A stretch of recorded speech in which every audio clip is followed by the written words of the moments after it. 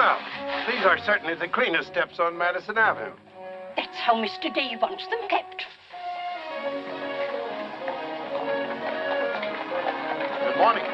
Morning.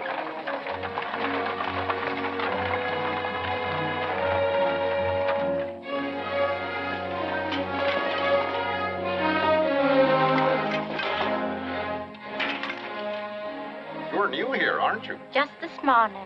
This is the way Mr. Day gets his milk. Get up.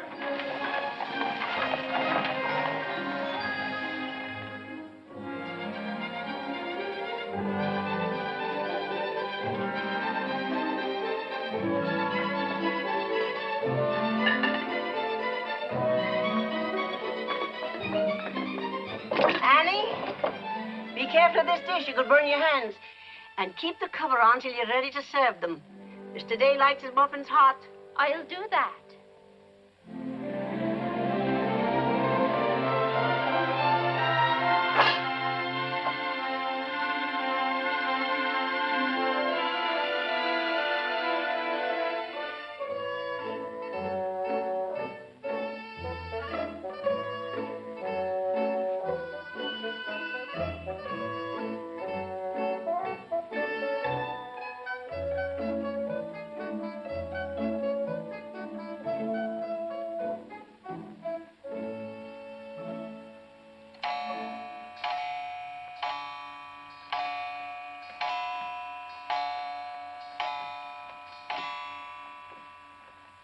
Annie, is the table set for breakfast? Yes, ma'am.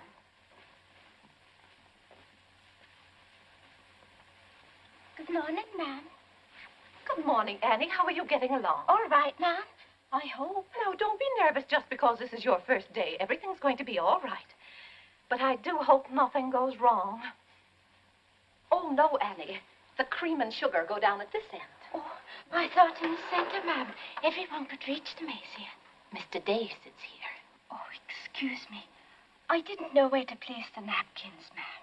You can tell by the rings. The boys have their initials. C for Clarence. He sits here. J for John. Here. W for Whitney. He sits over there, next to his father. Yes, ma'am. And the one with the little dog on it is Harlan's, of course. He's the baby. This narrow, plain one is mine. And this is Mr. Day's. It's just like mine, except that it got bent one morning. Oh, and that reminds me, Annie, always have Mr. Day's coffee piping hot. Yes, ma'am. And whenever Mr. Day speaks to you, just say yes, sir. Don't be nervous. You'll get used to him. Yes, ma'am. Oh, that beautiful rubber plant. I'm so glad it came. You mustn't water it every day. Too much moisture makes it very unhappy. Oh, good morning, Mother. I thought you were still upstairs. Good morning, Clarence. Father must be talking to himself. A redhead. Did you sleep well, Mother? Yes, thank you, dear. Oh, golly, I'm hungry. Oh, and Annie, we always start with fruit in the morning, except the two younger boys who have their porridge and milk. Jiminy, another wreck on the New Haven. That always disturbs the stock market. Father won't like that. I do wish the New Haven would stop having wrecks if they knew how it upset your father. My soul and body, Clarence, what's happened to your coat? Oh, it ripped open again. Margaret mended it for me, but it won't stay mended. Oh, dear. Well, I'll just have to speak to your father about a new suit of clothes. Clarence, why did you take my H2S so far out of our clothes closet? I've told you 100 times that closet's not to make experiments in. Two. Good morning, Mother.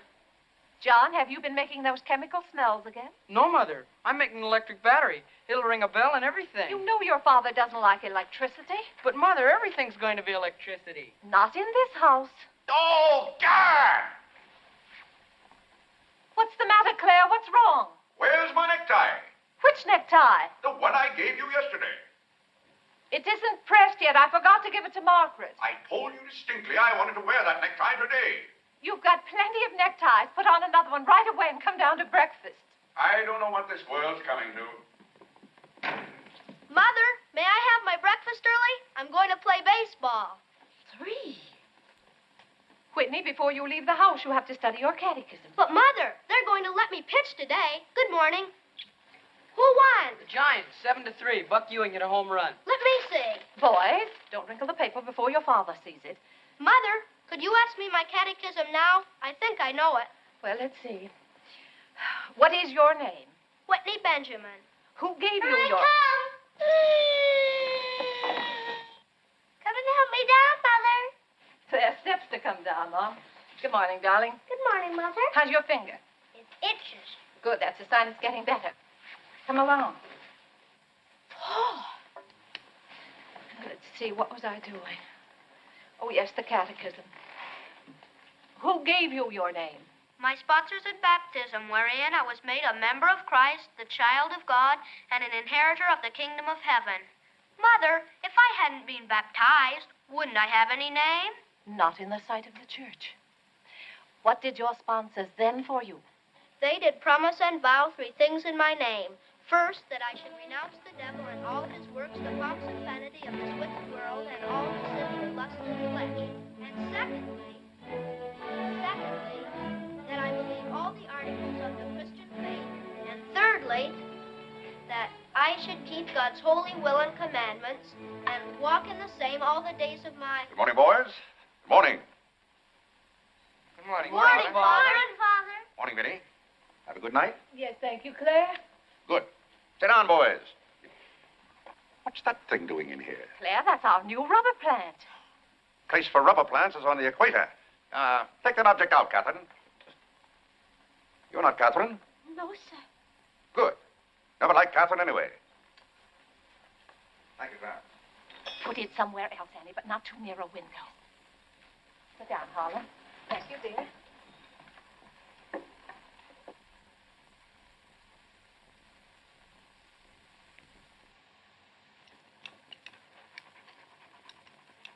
Where did that dog come from? She'll behave, Mother. I've talked to her. What did you say? Claire, that new suit looks very nice. Blasted tight. You put on a little weight, dear. I weigh just the same as I always have. Well, Clarence has just managed to ruin the only decent suit he has. I'm sorry, but I'm afraid he'll need a new suit of clothes. Vinnie, Clarence has to learn not to be so hard on his clothes. But, Father, I When thought... you start in Yale in the fall, you'll be completely outfitted. But nothing this summer. Can't I have one of your old suits cut down for me? Every suit I own still has plenty of wear in it. I wear my clothes until they're worn out. Well, if you want your clothes worn out, Clarence can wear them out much faster than you can. Yes, and, Father, you never get a chance to wear yours out. Every time you get a new batch of clothes, Mother sends the old ones to the missionary barrel. I guess I'm just as good as any old missionary. Clarence, before you compare yourself to a missionary, remember the sacrifices they made. Oh, I don't know, Vinnie. I think my clothes would look better on Clarence than on some Hottentot. Have that dark sack suit of mine cut down to fit you. Oh, thank you, Father. One of Father's suits. Thank you, sir. In return for that, Clarence, I want you to practice more often on your violin. Whitney, don't eat so fast. Well, Father, I'm going to pitch today. But before I go, I have to study my catechism. What do you bother with that for? Because if he doesn't know his catechism, he can't be confirmed. But Vinnie, Whitney's going to pitch today. He can be confirmed any old time. Claire, sometimes it seems to me you don't care whether your children get to heaven or not. Oh, Whitney will get to heaven all right. I'll be there before you are, Whitney. I'll see that you get in. And Whitney, when we get to heaven, we'll organize a baseball team of our own. Good. It'd be just like you to try and run things up there. Yeah, from all I've heard about heaven, it seems to be a pretty unbusinesslike place. They could probably use a good man like me. What makes you so sure they'll let you into heaven? Well, if they don't, I'll certainly raise a devil of a row. Claire, I do hope you'll behave when you get to heaven. Now, Vinnie. Vinnie, how many times have I asked you not to engage a maid who doesn't know how to serve properly? Claire, can't you see she's new and doing her best? How can I serve myself when she's holding that platter over my head? Hold it lower, Annie. Yes, ma'am. What became of the one we had yesterday? I don't know why you can't keep a maid. Oh, you don't. Why on earth can't you run your house the way I run my office? All I want is service. What the devil's that noise? It's Annie. Annie? Who's Annie? The maid. I'll take it, Annie. Claire, aren't you ashamed of yourself? What have I done now? You made her cry speaking to her the way you did. I never said a word to her. I was addressing myself to you. I do wish you'd be more careful. It's hard enough to keep a maid, and the uniforms just fit this one.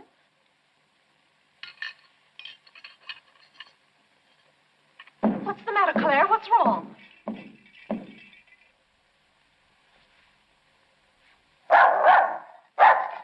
What in the name of...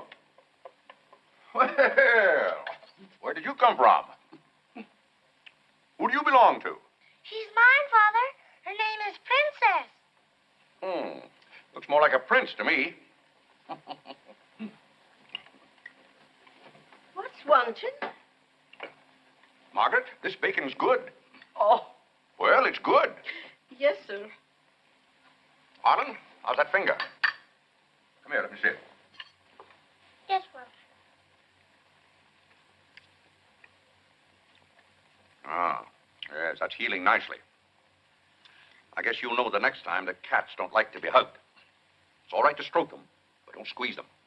I'll go back and finish your oatmeal. I don't like oatmeal. Go on and finish it. It's good for you. But I don't like it. I'll tell you what you like and what you don't like. You're not old enough to know about such things. You've no business not to like oatmeal. It's good. I hate it. That's enough. We won't discuss it. Eat that oatmeal at once.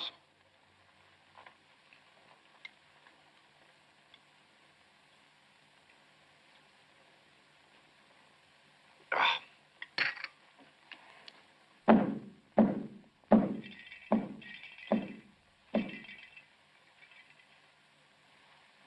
John, that letter's for your mother.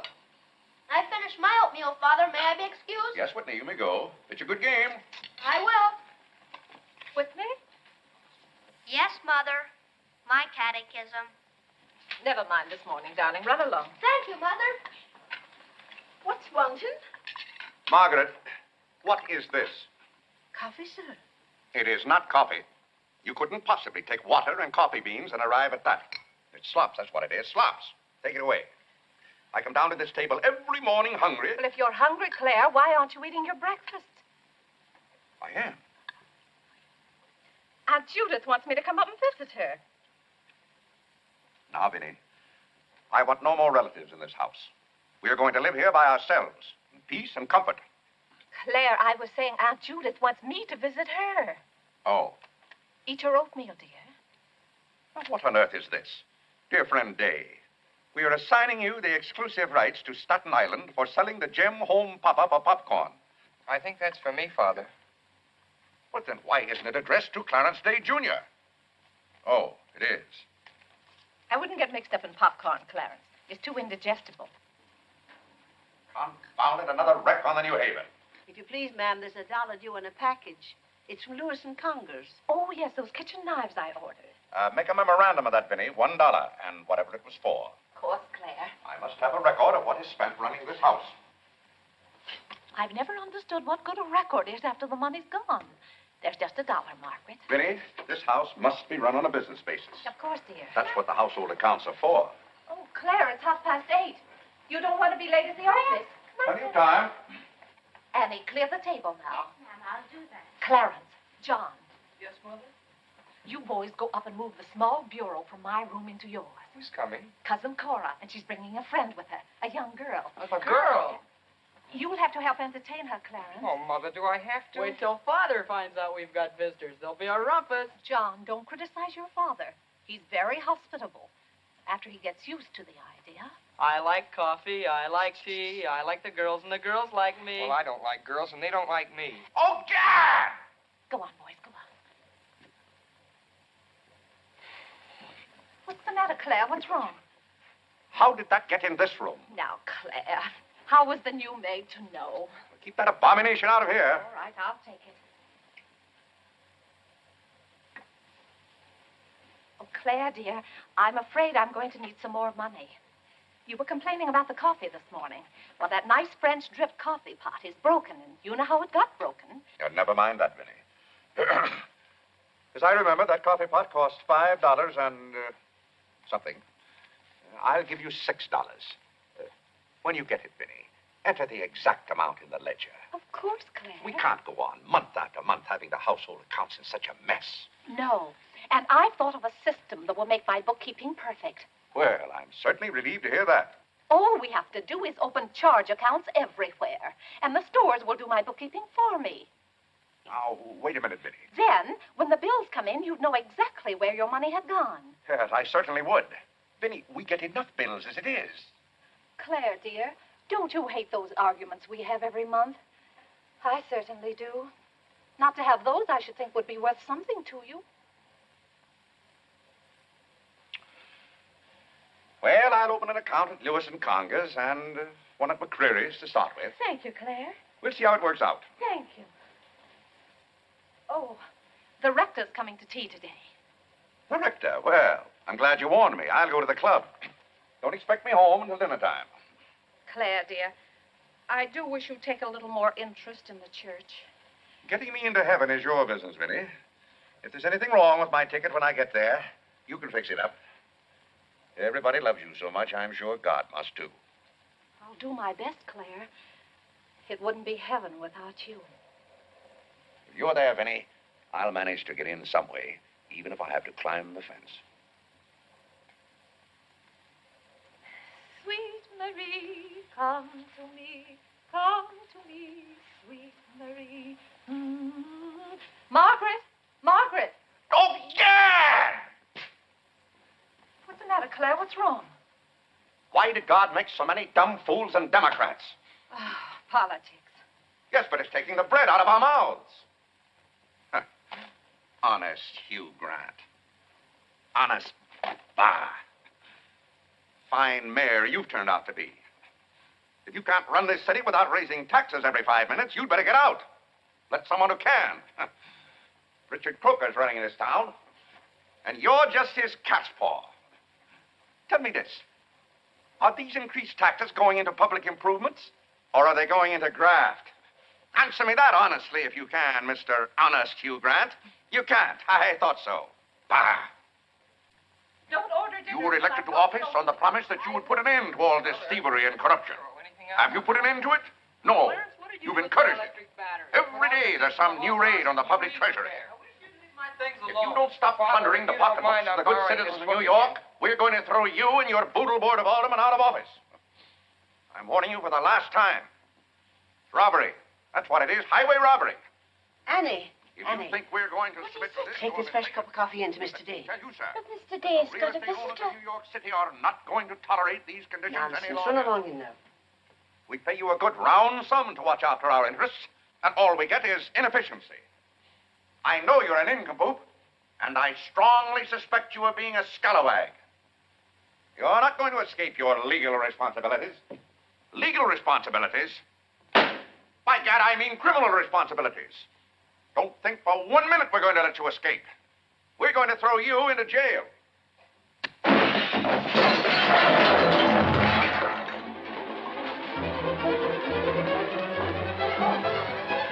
Annie, are you hurt? He can't throw me into jail. Vinnie? Vinnie, why can't I have quiet here in the morning? Claire, what happened? It sounded to me as though that maid dropped a whole tray of dishes. Yes, but what did you say to her? Say to her? I haven't seen her since breakfast. I've got to get to the office. Oh, yes, Claire, you don't want to be late. I'll be home in plenty of time for dinner. Why don't we have chicken fricassee tonight? Well, Claire, chicken's gone up. It's 8 cents a pound.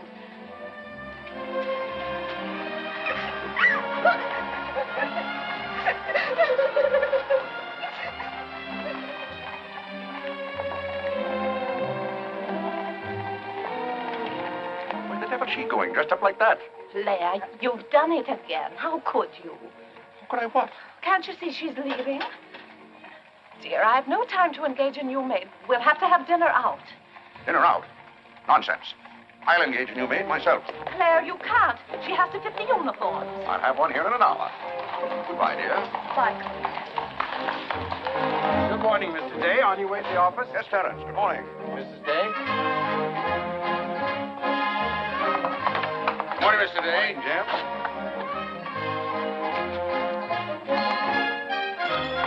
Get here. Get here.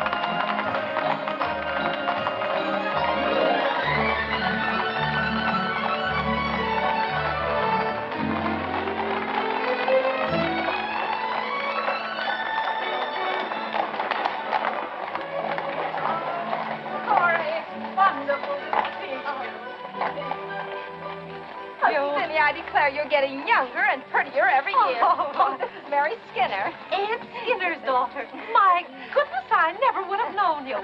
Just leave your things out here and come right on in. I've heard my father talk so much about you, Mrs. Skinner. Did he tell you how he used to dip my pigtails in the inkwell at school?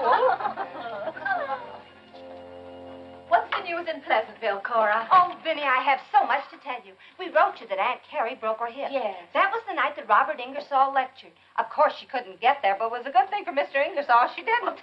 How do you do, Cousin Cora? Oh, Clarence, my. Oh, no, Cora, this is John. John, why, how you've grown. You'll be a man before your mother.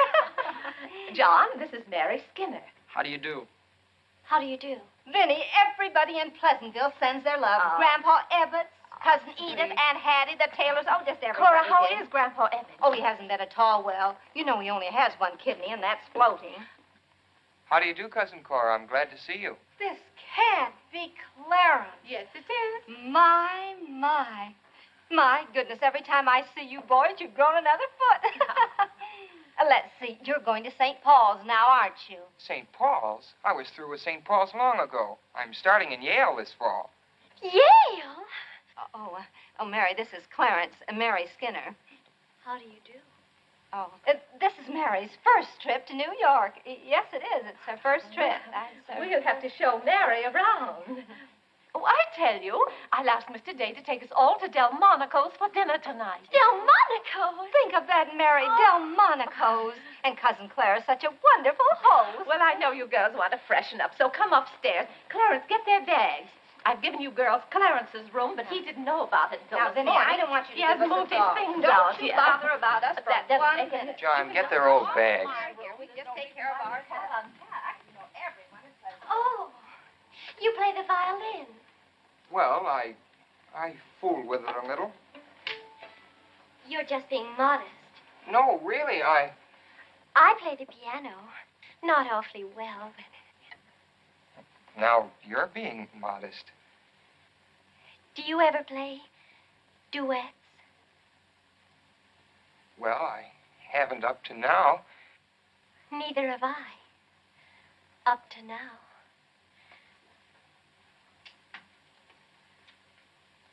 Cora didn't tell me about you.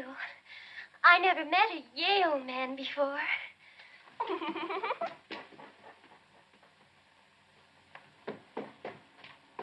What's happened to you?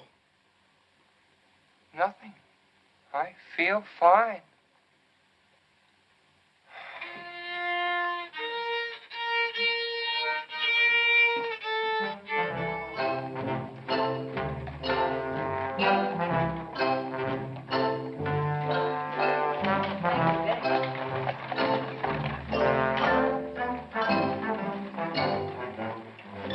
Where do you keep them?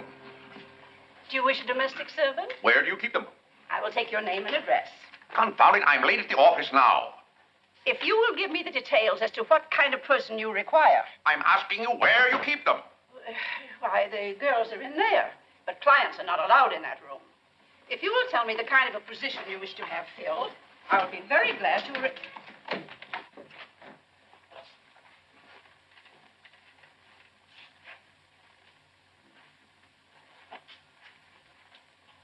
You stand up, please. Sir, this is quite against the rules. I must know what you want the girl for. I'll take that one. What's your name? Hilda, sir. Hilda, you go right over to 420 Madison Avenue. I will, sir. That's all, thank you. Sir, before I can let any girl go from this establishment, I must know the character of the home in which she will be employed. Madam, I am the character of my home. My duty toward my neighbor is to love him as myself and to do unto all men as They should do unto me. they should do unto me. He really knows it. Well, he's done very well for so young a boy. May I go now? Yes, darling. Thank you, Dr. Lloyd. Not at all. Come on, Harlan. Wait for me. Ah, you and Mr. Day must be very proud of your children. I was hoping I'd find Mr. Day at home this afternoon. Well, he's usually home from the office by this time. Perhaps he's gone for a gallop in the park. It's such a fine day. He's very fond of horseback riding, I believe. Oh, yes. Tell me, has he ever been thrown from a horse? Oh, no. No horse would throw Mr. Day. I just thought he might have had some accident. I notice he never kneels in church. Oh, that's no accident. But I don't want you to think he doesn't pray. He does. Why, sometimes you can hear him all over the house. But he never kneels. Ah, perhaps that's Mr. Day now. I hardly think so. Oh, the devil, I forgot. Claire, you're just in time for tea. I'll send for some hot water.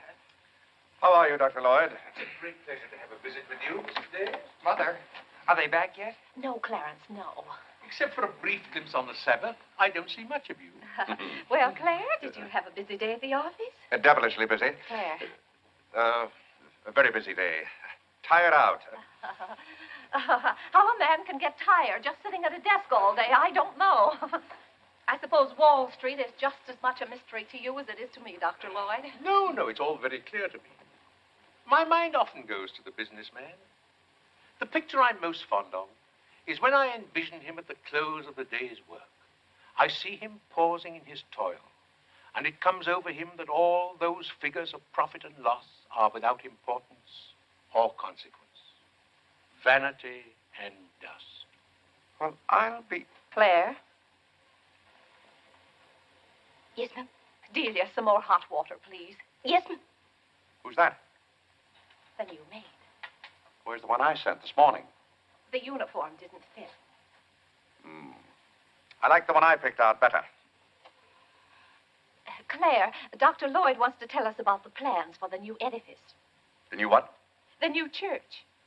You knew we were planning to build a new church. Of course, we're going to have to raise a large sum of money. Well, personally, I'm against the church hopping, skipping, and jumping all over the town. So any contribution I make will have to be a small one.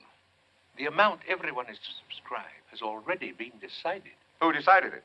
After considerable thought, we voted that our supporting members should each contribute a sum equal to the cost of their pew. I paid $5,000 for my pew. Yes, Claire, that makes our contribution $5,000. That's robbery. Do you know what that pew is worth today? $3,000. That's what the last one sold for. I've taken a dead loss of $2,000 on that pew already. Frank Baggs sold me that pew when the market was at its peak. He knew when to get out. And I'm warning you, Vinnie, if the market ever goes up, I'm going to unload that pew. Clarence Day, how can you speak of the temple of the Lord as though it was something to be bought and sold on Wall Street? Now, Mrs. Day, your husband is a practical man. We've had to be practical about the new church. We have all the facts and figures. Oh? What's the property worth where we are now? Oh, let's see. Is it $40,000? I know the figure has a 4 in it. What's the new piece of property going to cost you? I think the figure I heard mentioned was $85,000. Or was it $185,000? Dr. Lloyd, you preach that someday we'll all have to answer to God. We shall indeed. Well, I hope God doesn't ask you any questions with figures in them. Mrs. Day is in the living room. Thank you. It's Cousin Cora. She's passing through town. Well. Oh, hello. Hello. Hello. Thank you for helping me. Come, Mary. Oh, Vinnie, what a day. We've been in every shop in town. Why, Cousin Claire. Cora, My. you're as welcome as the flowers in May. This is Mary Skinner, Mr. Day. How do you do? I've been telling Mary all about you. She's been dying to meet you. Well, Dr. Lloyd, I want you to meet my favorite cousin, Miss Cartwright. How do you do? And this is Mary Skinner. Miss Skinner, Dr. Lloyd. How do you do? How do you do? Well, this seems to be a family reunion. I'll just run along. goodbye, Dr. Lloyd. Goodbye, Miss Cartwright. Goodbye. Goodbye. Oh, Clarence, you haven't said how do you do to Dr. Lloyd. Goodbye, Dr. Lloyd. Goodbye, everybody. I'll go to the door with you, Dr. Thank Lloyd. you, and thank you so much for the tea. Those muffins were delicious. Who did you say this pretty little girl is? She's Ed Skinner's daughter. This is Mary's first trip to New York. Oh, sit down, sit down. Have some tea. We had tea downtown. Oh, never mind then. Delia. Delia, sit down, sit down. Even if you have had tea, you can stay and visit for a while. As a matter of fact, why don't you both stay to dinner? That's all arranged, Claire. Cora and Mary are going to have dinner with us. Fine, fine. Of course, you'll just have to take potluck. Well, I'd hardly call it pot. Claire, did you know the girls are going to visit Aunt Judith in Springfield for a whole month? Fine. Now, how long are you going to be in New York, Cora? All week. Splendid. We'd hope to see something of you. Well, you certainly will. Cora, did you find anything you wanted in the shop? Oh, I can't wait to show you. Oh, but I'm afraid some of these packages can't be opened in front of Cousin Claire. Shall I leave the room?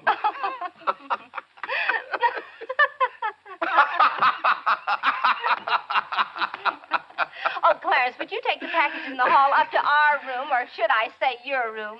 Wasn't it nice of Clarence to give up his room to us for a whole week? Cora, come on, I just can't wait to see what's in those packages. Well, we'll be back soon.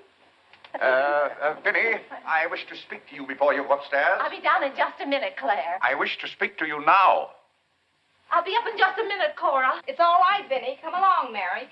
Are those two women encamped in our house? Now, Claire. Answer me, Vinnie. Now, Claire, you know... Answer me! Just a minute. Clarence.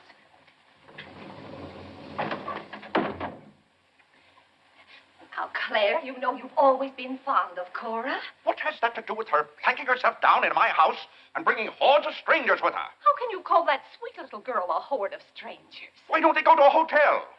New York is full of hotels built for the express purpose of housing such nuisances. Claire, two girls alone in a hotel? Why, who knows what might happen to them? All right, then put them on the first train. They want to roam with the gypsies? Lend them a hand. Keep them roaming. But, Claire, they're just staying in that little room of Clarence's. The trouble is they don't stay there. They stay in the bathroom. Every time I want to take my bath, it's full of giggling females, washing their hair. I tell you, I won't have it. Send them to a hotel. I'll pay the bill gladly, but get them out of here. Father, I'm afraid they can hear you upstairs. Then keep those doors closed. Clarence, you open those doors. Open them all the way. Now, Claire, you be quiet and behave yourself. They're here, and they're going to stay here. That's enough, Vinnie. I want no more of this argument.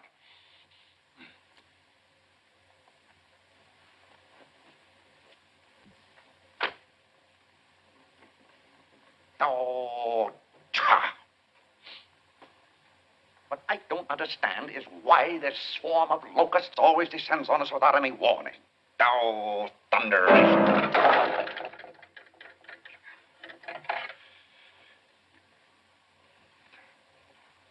Vinnie. Dear Vinnie.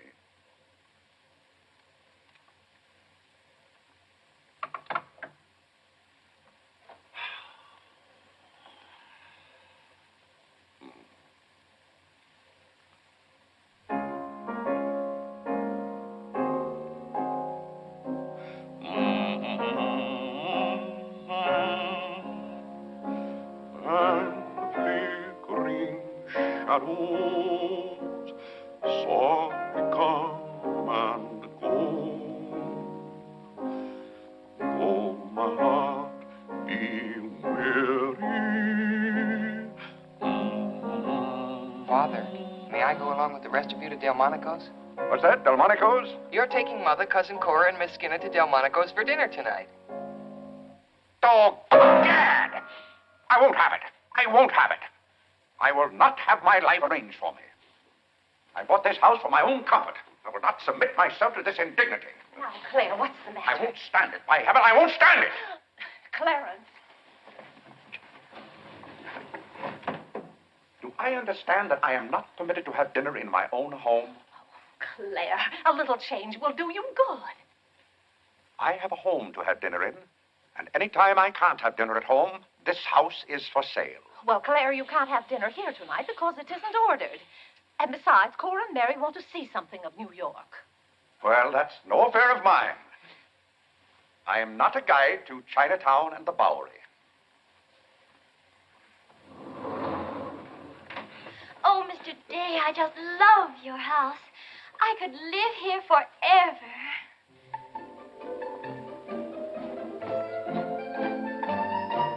Cora's waiting for you, Mrs. Day. Oh, yes, I'll run right up.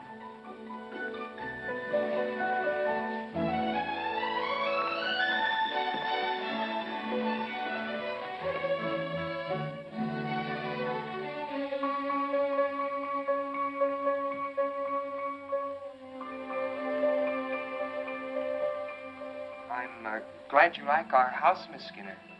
I like it very much, Mr. Day. Praise from a stranger is approbation indeed.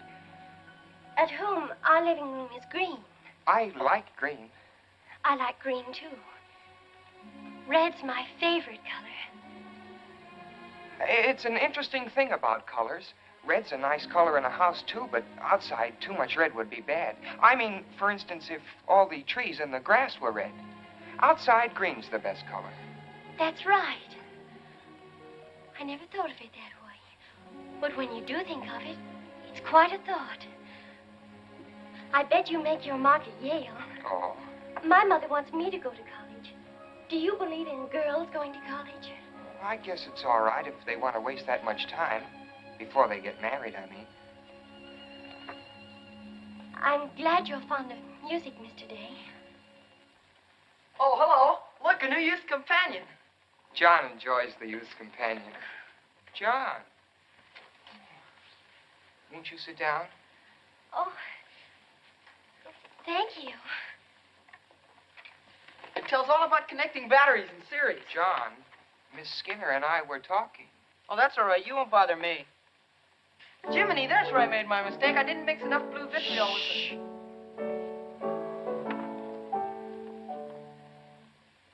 Oh, don't stop. Can you play that? I'm afraid not. Can you play Sweet Genevieve? That's my favorite. Not without my music. Hymns are nice, don't you think? I like this one.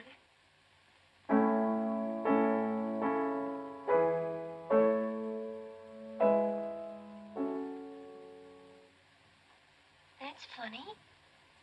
The words are the same, but it's the wrong tune. Oh, it can't be the wrong tune. We sing it exactly that way in church.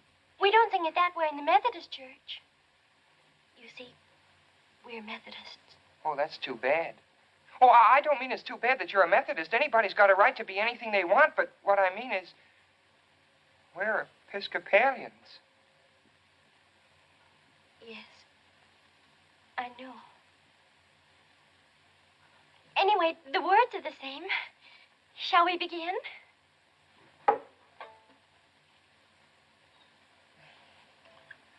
Now.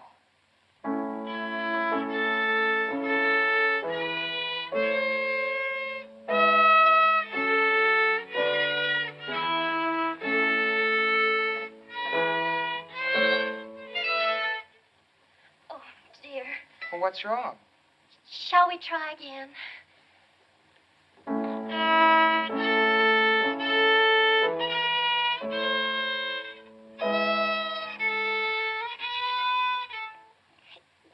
My fault. Oh, no, it's my fault. No, you're the Episcopalian.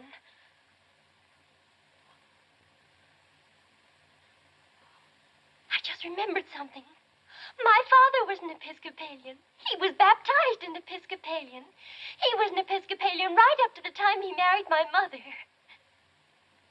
She was the Methodist. Oh. Oh, well, let's try it again then.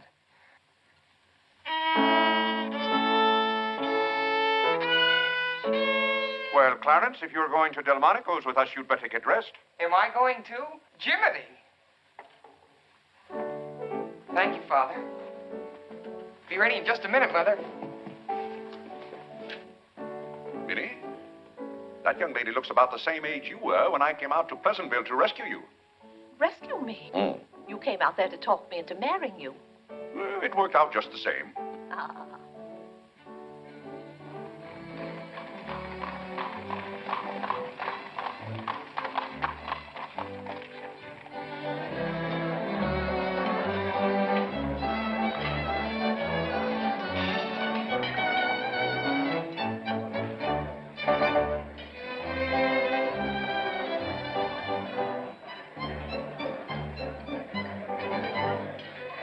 L'addition, François. Oui, monsieur, tout de suite.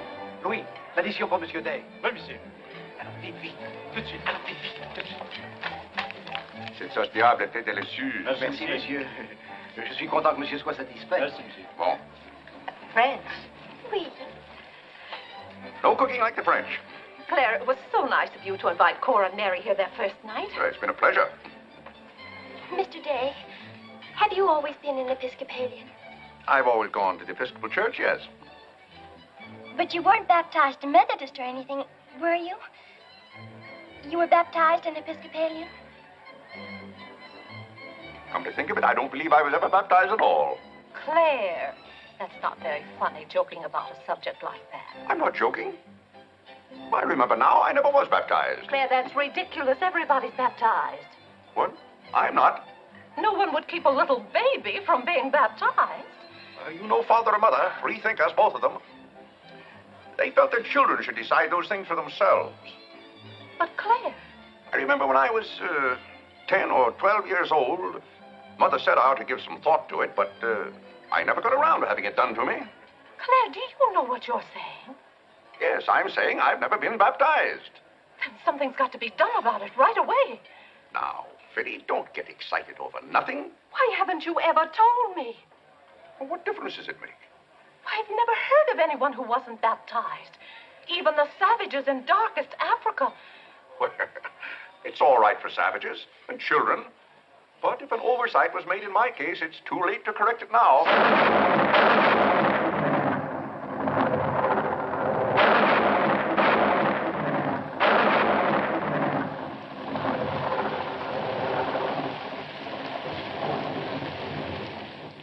What if you're not baptized? You're not a Christian. I confound it, of course I'm a Christian. A mighty good Christian, too. A lot better Christian than those psalm singers in church. But you can't be if you won't be baptized. I won't be baptized, and I will be a Christian. I'll be a Christian in my own way. Claire, don't you want to meet us all in heaven? Of course, and I'm going to. But you can't go to heaven if you're not baptized. Ah, that's a lot of folderol. Clarence Day, don't you blaspheme like that. You're coming to church with me before you go to the office in the morning and be baptized then and there. Vinnie, don't be ridiculous. If you think I'm going to stand there and let Dr. Lloyd splash water on me at my age, you're mistaken. No, I'm sleepy. Good night, Vinnie.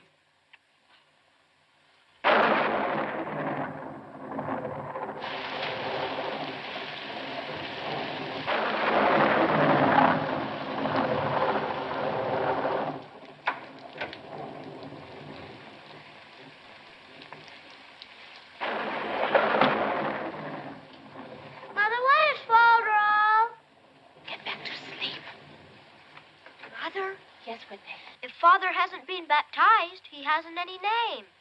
In the sight of the church, he hasn't any name. That's right. Maybe we're not even married.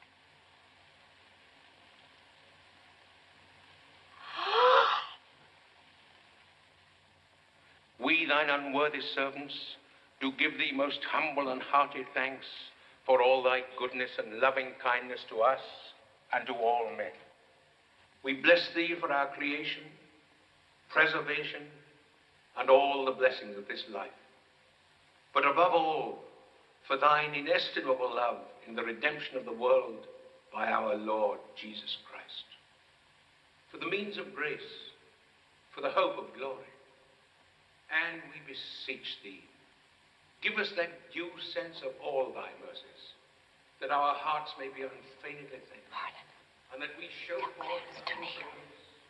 Not only with our lips. Tell Clarence to kneel.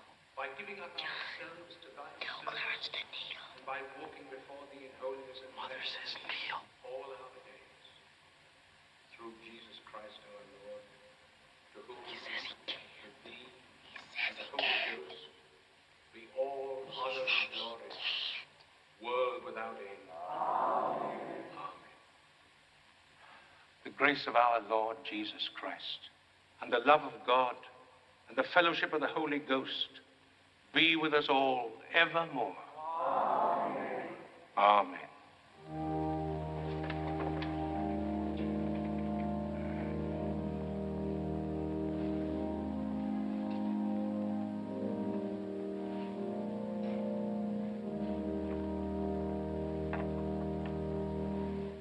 And so, my friends, what comfort and security it gives us when we have reached the age of understanding to know that the rite of baptism has not been neglected in our infancy or youth. Can you imagine any man who has reached maturity with the knowledge that he had never been baptized, failing to hasten to the holy font that his soul might be saved? As it says in the baptismal office, except a man be born of water and of the Spirit, he cannot enter into the kingdom of God. He that believeth and is baptized shall be saved, but he that believeth not shall be damned. What's that follow-up to? He can't be. Which also showeth us the great benefit we reap thereby. He that is baptized showeth great benefit. But he that believeth not cannot enter into the kingdom of God. Says. For the promise is to you and to your children. Doubt ye not, therefore, but earnestly believe.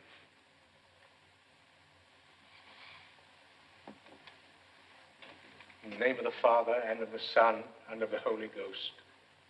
Amen. Amen.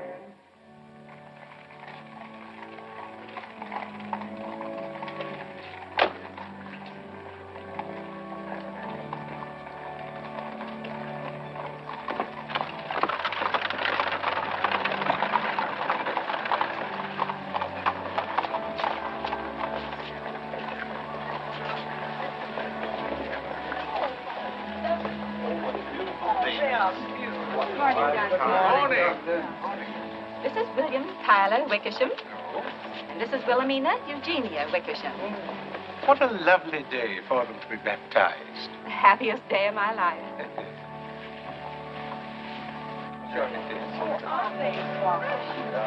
Lovely, sir. Thank you, Mr.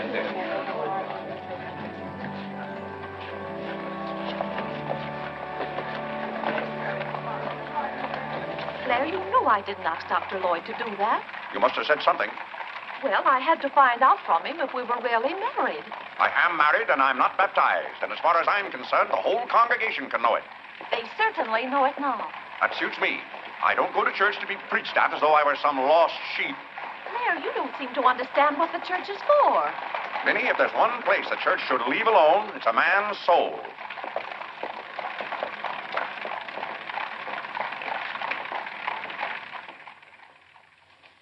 Well, he's going to be baptized, Cora. You mark my word. I just couldn't go to heaven without Claire. Why, I get lonesome for him even when I go to Ohio. It's awfully hard on a woman to love a man like Claire so much. Oh, men are so aggravating. They take everything for granted. They certainly do. You know, I don't believe Claire has come right out and told me he loves me since we've been married. Of course, I know he does because I keep reminding him of it. You have to keep reminding them, Cora. Vinnie, the table isn't set for dinner yet. I'll be back in a minute, Cora. We're having it after Cora and Mary go to the train. Their cab's coming at 1 o'clock. Cab? The horse cars go right past the door. But, Claire, they have those heavy bags. Cabs are a waste of money. Well, if dinner's going to be delayed, I'll work on this month's bills. Where are they? Now, Claire, it isn't fair to go over the household accounts when you're hungry. Vinnie, where are those bills? They're in the library on your desk. I didn't know dinner was going to be late.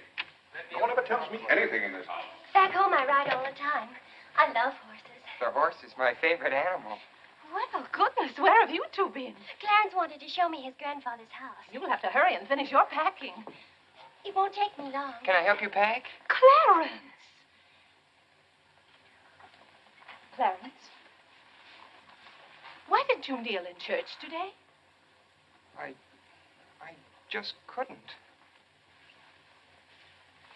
If it's because your father doesn't kneel, you must remember he wasn't brought up to kneel in church. But you were. Has it anything to do with Mary? I know she's a Methodist. Oh, no, Mother. Methodists kneel. Mary told me. They don't get up and down so much, but they stay down longer. Clarence, you want to kneel, don't you? Oh, yes, I wanted to kneel today. I tried. You saw me try, but I just couldn't. Is that suit of your father's too tight for you? No, it's not too tight. Well, what is it? Mother, very peculiar things have happened to me since I started to wear this suit. I can't seem to make these clothes do anything Father wouldn't do. Oh, that's nonsense, Clarence. And not to kneel in church is a sacrilege. Making Father's trousers kneel seemed more of a sacrilege. Clarence! Do you know what happened to Dora Wakefield's party for Mary last night? We were playing musical chairs, and some girl sat down suddenly right on my lap. Well, I jumped up so fast she almost got hurt. She was sitting on Father's trousers. Oh, Mother, I've got to have a suit of my own. My soul and body. Well, you'll just have to talk to your father about it. I'm sure if you approach him the right way, you know, tactfully, he'll see. Oh, excuse me. Gracious. It didn't take you very long. Well, I'll see about your box lunch for the train. Remember, it's Sunday.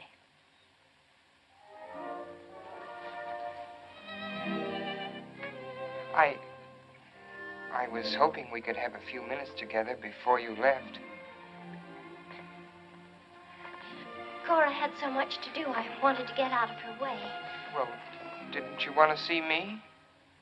I did want to tell you how much I've enjoyed our friendship. Oh, hello. Mother told us to sit in the living room till dinner's ready. Not on the best sofa. Hello. Hello. Have you ever been out on our porch? Oh, yes. Well, let me show it to you. It's awfully hard to grow up in a family with children. My, I've never known a week to pass so quickly. Why, Yes? Yes? You're going to write me when you get to Springfield, aren't you? Of course. If you write me first. But you'll have something to write about, your trip and Aunt Judith and how things are in Springfield. You write me as soon as you get there. Maybe I'll be too busy. Maybe I won't have time. Well, you find the time. Let's not have any nonsense about that. You'll write me first and you'll do it right away the first day. How do you know I'll take orders from you? I'll show you. Give me your hand. Why should I? Give me your hand, confound it. What do you want with my hand? I just wanted it. What are you thinking about? I was just thinking. About what? I was hoping you'd write me first, because that would mean you liked me. Well, what's my writing first got to do with liking you? You do like me then. Of course I do. I like you better than any girl I ever met. But you don't like me well enough to write first. Well, I don't see how one thing's got anything to do with the other. But a girl can't write first because she's a girl. Well, that's nonsense. If a girl has something to write about and a fellow hasn't, there's no reason why she shouldn't write first. You know, the first few days I was here, you'd do anything for me. And then you changed. You used to be a lot of fun. Then all of a sudden you turned into an old sober sides. Why, you even dress like an old sober sides. What's the matter? I just happened to remember something. What? Oh, I know. It's because this is the last time we'll be together. Mary, please. But, Clarence, we'll see each other in a month when I come back. Oh, Clarence, please write me first, because that'll show me how much you like me. Please. I'll show you how much I like you. Get up, get up! Oh! Oh, Mary, don't do that. Please don't do that. Now you'll think I'm just a bold and forward girl. Oh, no, it's not that. Was it because it's Sunday? No, it'd be the same any day. Oh! You just didn't want me sitting on your lap. Oh, it was nice of you to do it. It was nice of me, so you told me to get up. You just couldn't bear to have me sit there. Oh, well, you needn't write me first.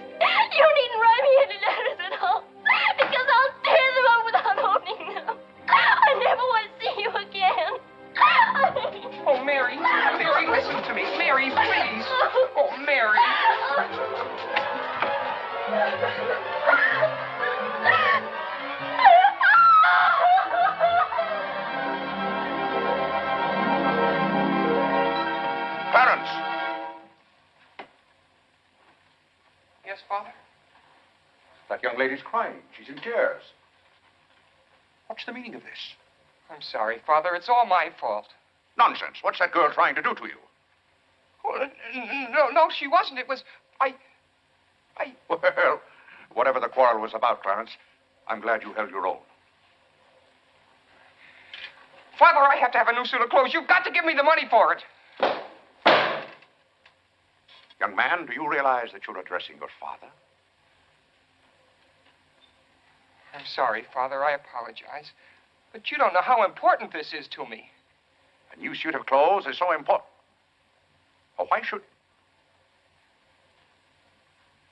Clarence, has your need for a new suit of clothes anything to do with that young lady? Yes, Father. Why, Clarence. Why, this comes as quite a shock to me. What does, Father? For you are being so grown up. Still, I might have known if you were going to college this fall. Yes, you're at the age when you'll be meeting girls. Clarence, there are things about women that I think you ought to know. Sit down.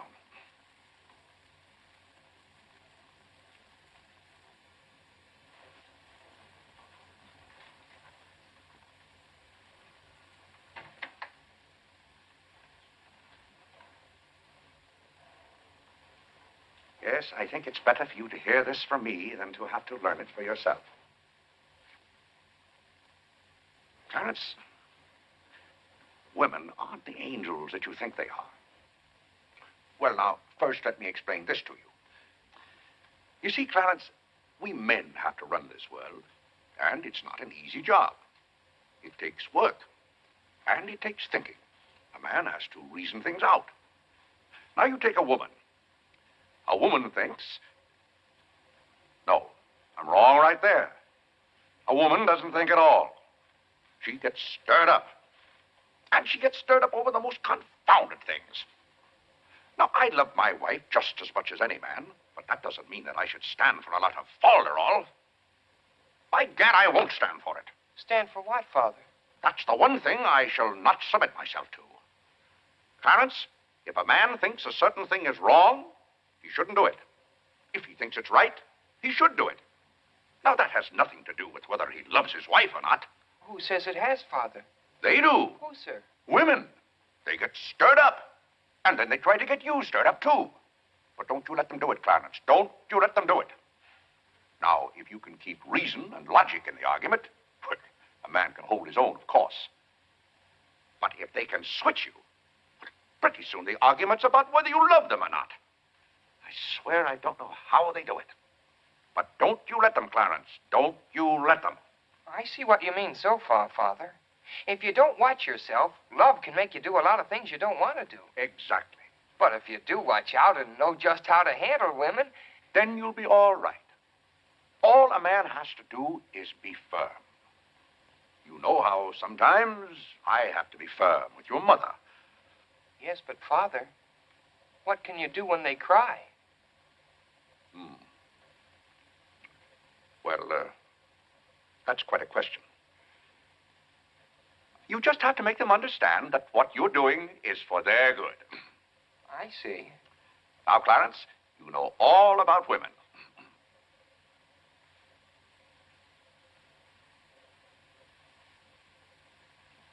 But, Father... Yes, Clarence? I thought you were going to tell me about... About what? About women. Clarence, there are some things gentlemen don't discuss. I've told you all you need to know. The thing for you to remember is be firm.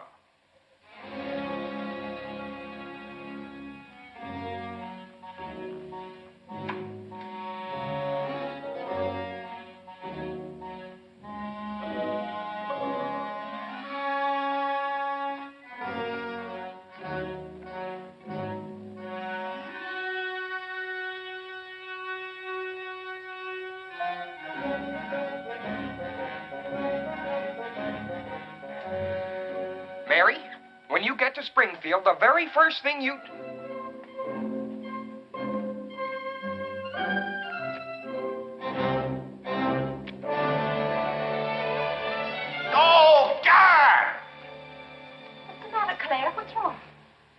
Sit down, Vinnie.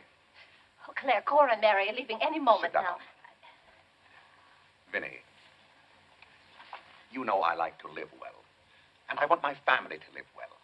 But this house must be run on a business basis. I must know how much money I'm spending and what for. For instance, if you recall, a week ago, I gave you $6 to buy a new coffee pot. Yes, because you broke the old one. You threw it right on the floor. I'm not talking about that. Now, I find here among my... It was a pity to break that nice coffee pot, Claire. It was imported from France, and that little shop has stopped selling them. But what has that They said the tariff wouldn't let them, and that's your fault because you're always voting to raise the tariff. The tariff protects America against cheap foreign labor. Now, this bill... The tariff does nothing but put up the prices, and that's hard on everybody, especially the farmer. Vinnie, I wish to heaven you wouldn't talk about matters you don't know anything about. I do, too, know about them. Miss Gulick says that every intelligent woman should have some opinion Who, about... may I ask, is Miss Gulick? She's the current events woman I told you about, and the tickets are $1 every Tuesday. Do you mean to tell me that a pack of idle-minded females pay $1 apiece to hear another female gabble about the events of the day?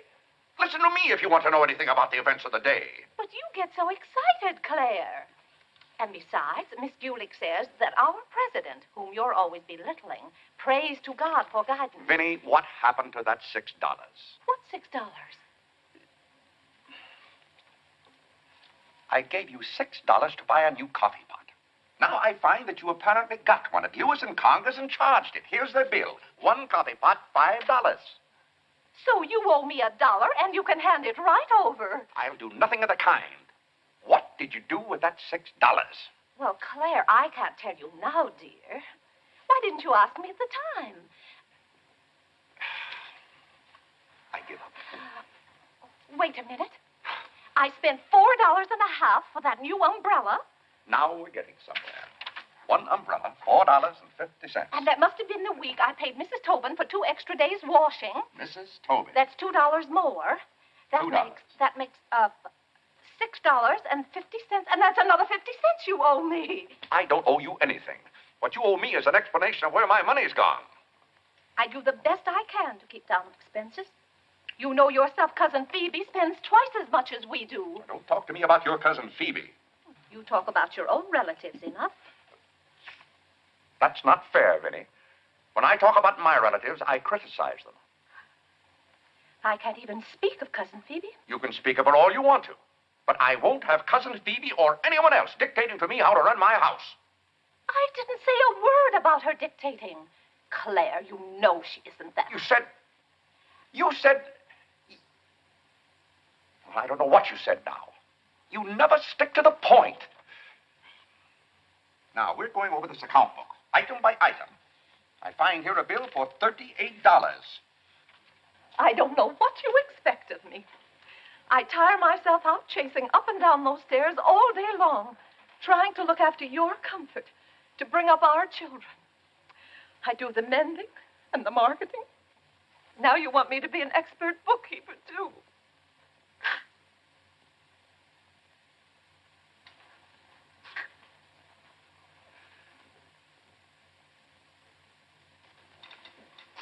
Vinnie, I want to be reasonable, but can't you understand? I'm doing all this for your own good. Oh. Well, I suppose I'll have to go ahead just paying the bills and hoping I've got enough money in the bank to meet them.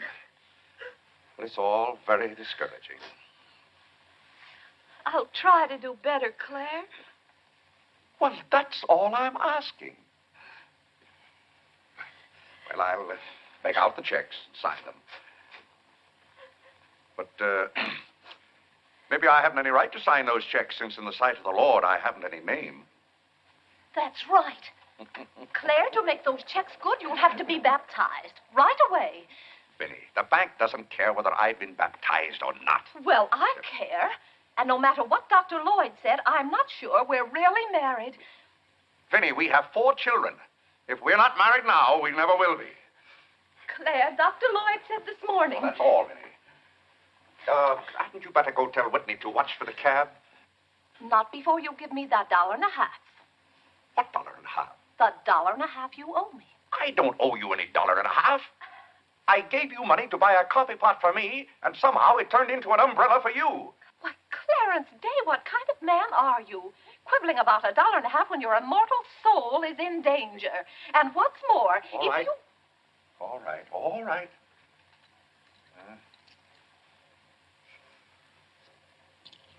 Thank you, Claire. Now the accounts are all straight again.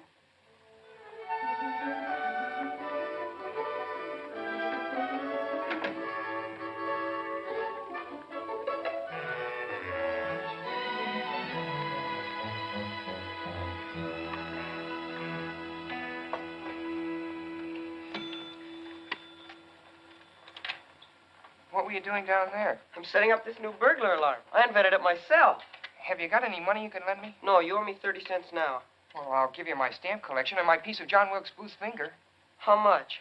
Enough to get a new suit of clothes? If you can wait a month till I hear from the patent office in Washington, I may be rich. Oh, I can't wait that long. Maybe I could get it sooner. I'm going to look into something else tomorrow. Wanted, an energetic young man to sell household necessity. Liberal commission. Apply 312. What? John, let me have this job. Why should I give you my jobs? They're hard to get. But I've got to get a new suit of clothes. Maybe I could get the job for both of us. I'll ask the man.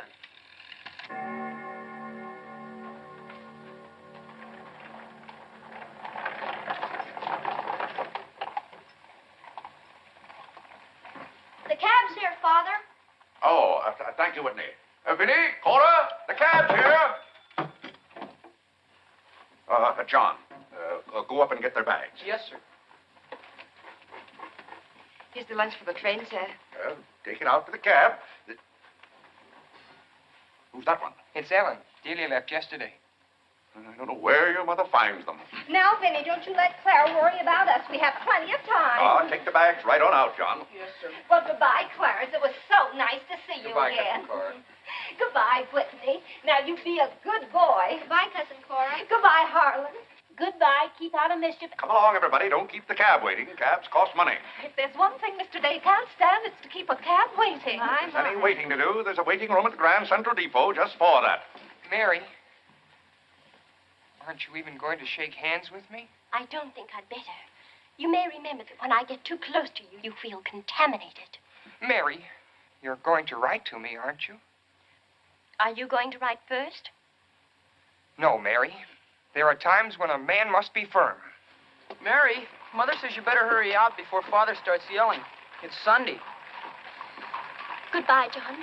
I'm very happy to have made your acquaintance. Thank you. May I help you? No, thank you. Take care of yourself. Goodbye, Mr. Day. Goodbye, Mary. Goodbye, Mrs. Day. I've had a wonderful Goodbye, time. Mary. Bye-bye. Goodbye. Goodbye, Cousin Claire. Goodbye, Cora. Goodbye, Cora.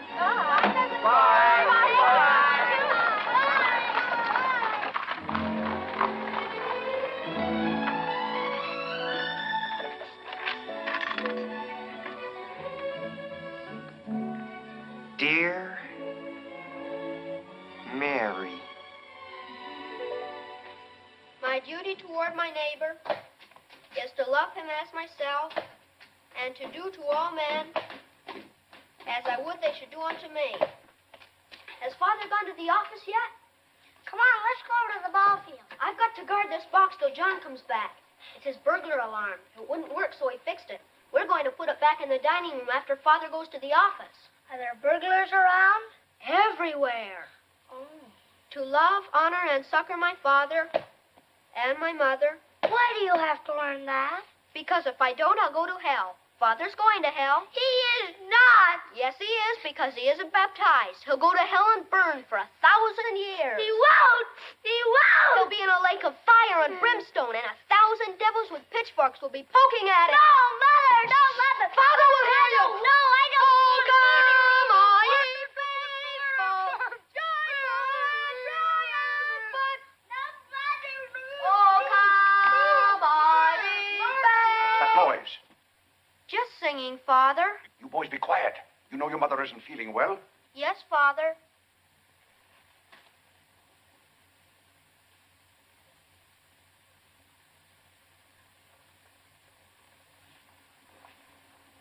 What did your mother say? She says she doesn't want any breakfast. Now, Why does your mother do that to me? She knows it just upsets my day when she doesn't come down to breakfast. A special delivery, sir. Thank you. Thank you. Where's John this morning? Well, John had his breakfast early, Father, and went out to see about something. See about what? Well, John and I thought we'd work this summer and earn some money. Good. Work never hurt anyone. It's good for them. But if you're going to work, work hard.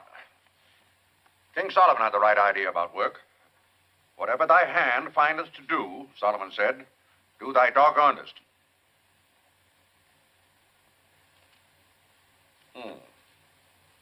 Well, I don't understand this at all. Here's a letter from some woman I never even heard of. Oh, Father. Oh, Gad! What is it, Father?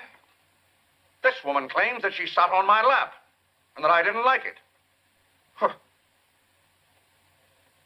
What's that word? No, that one down there.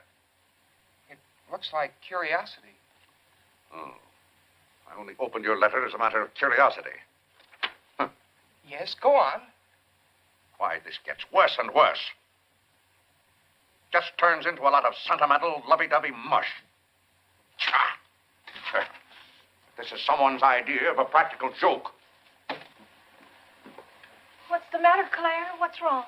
Nothing wrong. Just a fool letter. How are you feeling, Vinnie? I thought you needed me. If you don't, I'll go back to bed. Oh, no. Come sit down and get some food in you. Do you good. Build up your strength. Yeah, here, sit down. Here, what's this one's name? Nora. Nora, get Mrs. Day some bacon and eggs. No, Nora. Bring me a cup of tea up to my room. Yes, ma'am. Oh, Vinnie, it's just weak to give in to an ailment. I notice when you have a headache, you yell and groan and swear enough. Well, that's to prove to the headache that I'm stronger than it is. I think I've caught some kind of germ. Some of my friends have had to send for the doctor. The doctor? Oh, poppycock. But Claire, dear, when people are ill, you have to do something. Certainly I have to do something. Cheer them up. That's the way to cure them. How would you go about cheering them up? I tell them, bah.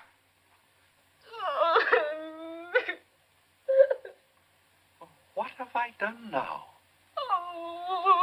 Oh, Claire, hush up.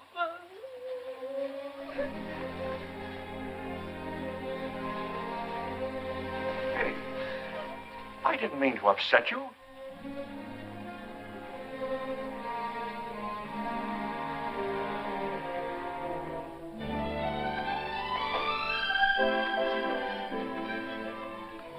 Dear Clarence.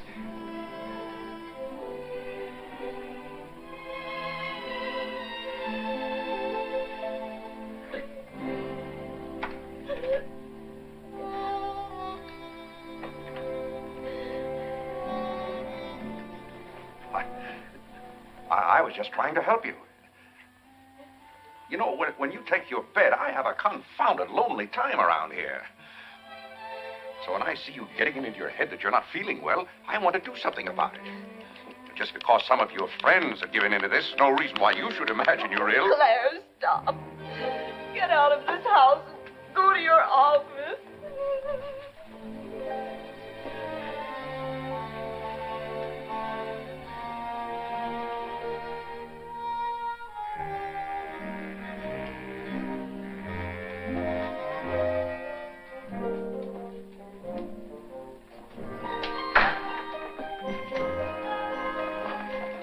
Job? Yes, for both of us. Look, I've got it with me.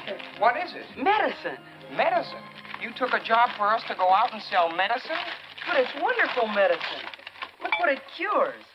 A sovereign cure for colds, coughs, catarrh, asthma, quinsy, and sore throat. Poor digestion, summer complaint, colic, dyspepsia, heartburn, and shortness of breath. Lumbago, rheumatism, heart disease, giddiness, and women's complaints. Nervous prostration, St. Vitus dance, jaundice, la grippe, proud flesh, pink eye, seasickness, and pimples. It's made from a secret formula known only to Dr. Bartlett. We get 25 cents commission on every bottle we sell, and he's giving us the territory of all Manhattan Island. Well, lots of fathers and mothers' friends have some of those diseases. Let's start out by calling on them. Yes. Oh, what if they ask us if we use it at our house? Yes, it would be better if we could say we did. Excuse me? Oh, is that the tea for Mrs. Day? Yes. Oh, I'll take it up to her. Thank you. Right away now, while it's hot. What's the matter with Mother? I don't know. She was just complaining. Say, it says here it's good for women's complaints. Here.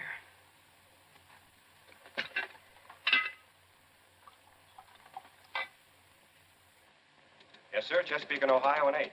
New York Central, 3/4. I'd like to see Mr. Day about those Morris and Essex bonds.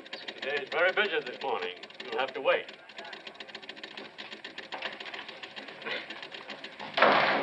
Where's Father? Well, Master Whitney, have you come to pay us a visit? Where's Father? He's busy in his office with a customer. Master Whitney! But, Mr. Day, the president of the firm is... Father, you have to come home right away. What's the meaning of this? Who sent you down here? Your mother? No, sir. Mother's ill. She's terribly ill. Did the doctor send you for me? No, sir. It was Margaret. Margaret? Margaret says you're to come home right away and no nonsense. Perkins, go down and stop the first cab you see. A cab, sir? For you, Mr. Day? Yes, I want a cab, and no nonsense. Yes, sir. I'm sorry, Mr. Hopkins.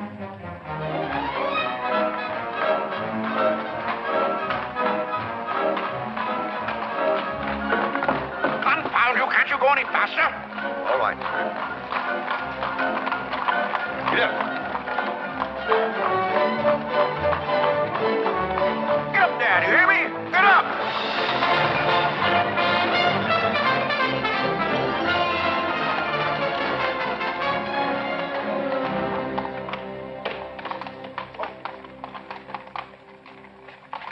Oh, Doctor, how is Mrs. Day? She's a pretty sick woman. Oh, what's wrong with her? Well, do you know or don't you? What did Mrs. Day have for breakfast this morning? Not a thing. I tried to get her to eat something, and she wouldn't. I can't understand it. Understand what? These violent attacks of nausea. It's almost as though she were poisoned. Poisoned? Let me take your cab. I'll try not to be gone more than 10 or 15 minutes. And, Mr. Day, you're not to go into a room. You'd better get her well. Right away, or you'll hear from me. Turn west on 47th Street. Yes, yes.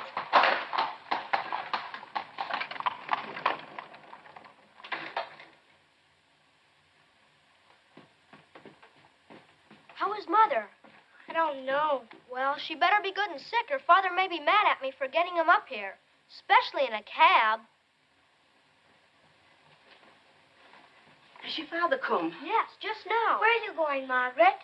I have to go for the minister.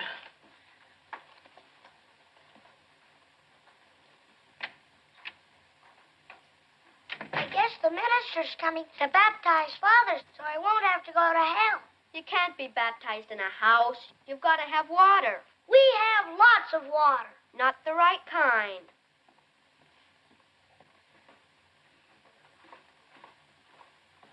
Is Mother better, Father? How can I tell? She wouldn't let me in the room with her. These confounded doctors never know what's the matter with anybody.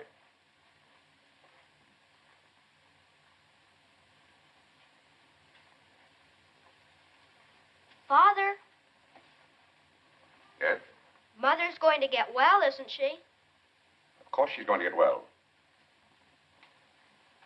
Father, may we come in? It's lonesome without Mother. Yes, it is, Harlan. It's lonesome.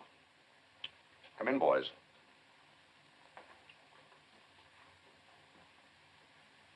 What have you been doing, Harlan? Nothing. They won't let me upstairs. What about you, Whitney? I was supposed to learn the rest of my catechism. Will you hear me, Father? Yes, Whitney, I'll hear you. Start here. How many parts are there in a sacrament? 2, the outward visible sign and the inward spiritual grace. What is the outward visible sign or form in baptism? Water, wherein the person is baptized in the name of... You haven't been baptized, have you, Father? Whitney, what is the outward visible sign? Water, wherein the person... You don't know it well enough, Whitney. You'd better go and study it some more. You want me to read to you, Harlan? Father, are they going to put you into hell? Whitney, take Harlan with you.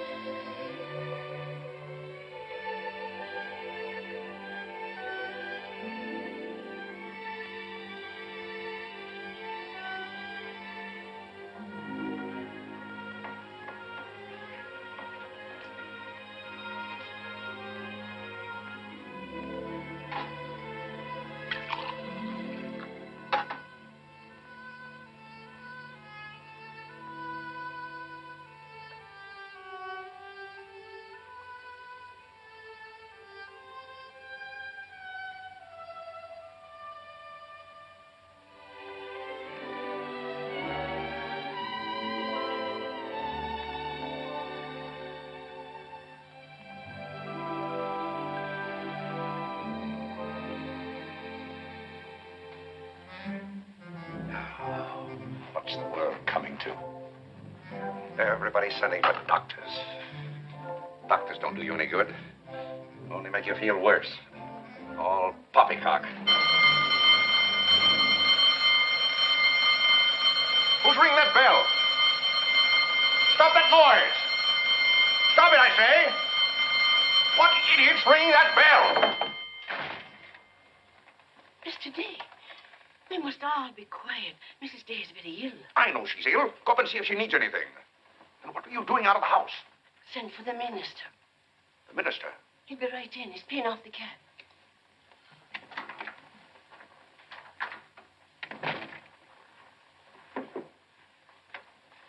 I was deeply shocked to learn the serious nature of Mrs. Day's illness. Will you take me up to her? She's resting now. She can't be disturbed. The doctor will be back in a minute. Mrs. Day has been a tower of strength in the parish. Everyone liked her so much. Yes, she was a fine woman. I wish to heaven you wouldn't talk about Mrs. Day as if she were dead.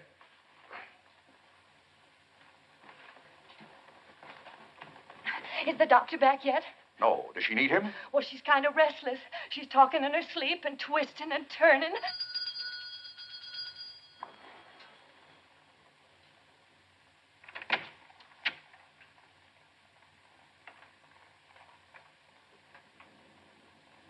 Well, Doctor, it seems to me that was a pretty long 10 minutes. See here, Mr. Day, if I'm to handle this case... How can you handle it if you're out of the house? Who is this? It's Dr. Summers. How do you do? I felt that Mrs. Day's condition warranted my getting Dr. Summers here as soon as possible for consultation. I hope that meets with your approval. Why, yes, of course. Anything that can be done. Upstairs, Doctor. Pardon me.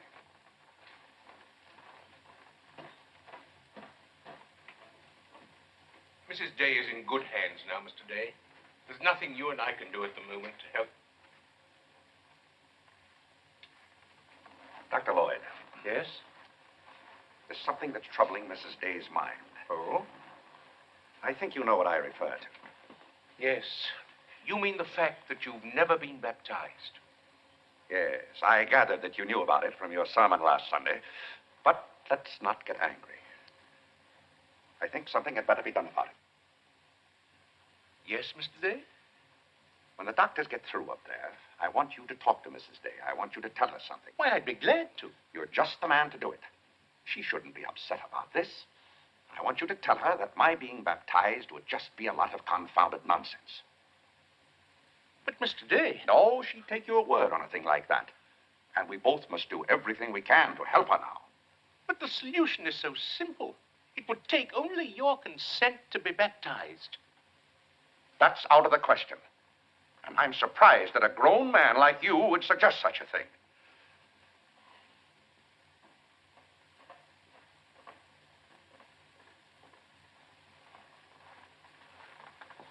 Well, Doctor, how is she?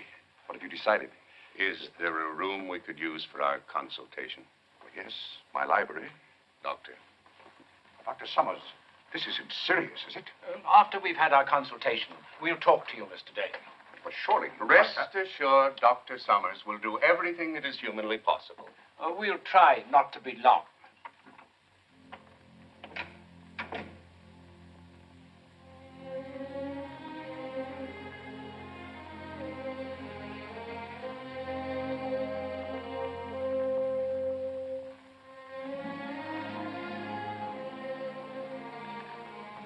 Tell me, this Dr. Summers, he's very highly thought of, isn't he? Oh, yes. Well, if Vinnie is seriously... If anyone could help her, he could. Don't you think? Very fine physician. But there is a greater help, ever present in the hour of need. Let us turn to him in prayer. Let us kneel and pray.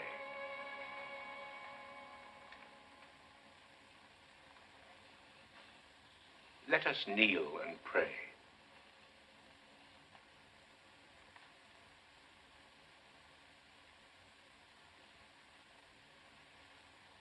O Lord, look down from heaven.